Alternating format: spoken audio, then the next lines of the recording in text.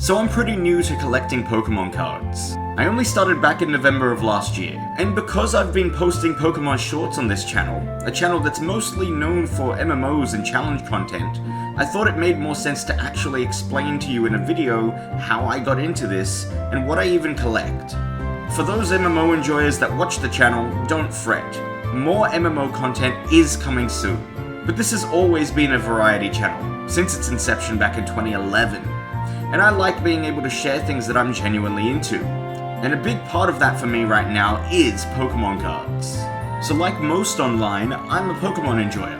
I've always been a fan of the games, but never really the TCG. I didn't understand it. The concept of collecting shiny cardboard was foreign to me, and it just sounded stupid.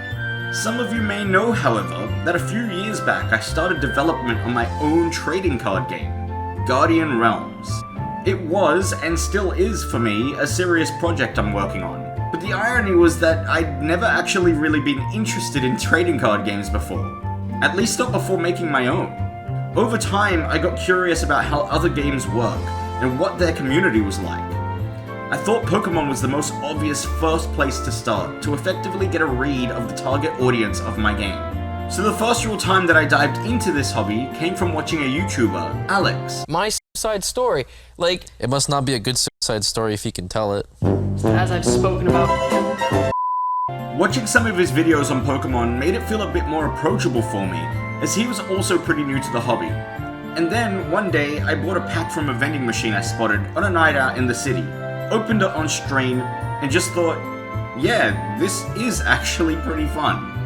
After that, I did a bit more research and went to my first convention.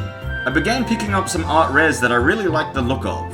And yeah, a lot of them were from the Bulbasaur line. Look, Ivysaur's my goat. What I really think hooked me though wasn't just opening packs, it was the nuance of the collecting side of it. The artwork, the different styles of cards, and the little bits of history behind certain pieces.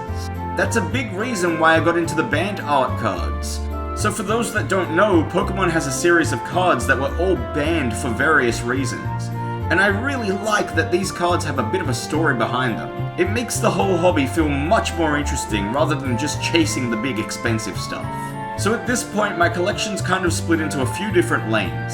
Right now, I'm about to master, meaning to collect the entire set, or the banned cards. I'm just waiting for the last card to arrive in the post, which I do really want to make a few videos on. Outside of that though, I look for full arts, promos, and much more recently, as you know from my recent activity, I've also started building a Pokédex binder.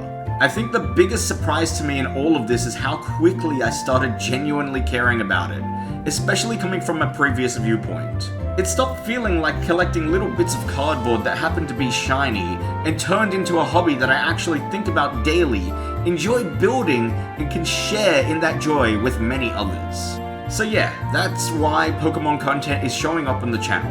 MMOs are still a huge part of what I do, and that's not changing here, but this is also something that I've genuinely fallen into and want to keep making content around as well. So if you're keen on keeping up with this journey, like the video, subscribe, and I will catch you in the next one. Thanks for watching, see you next time, goodbye for now.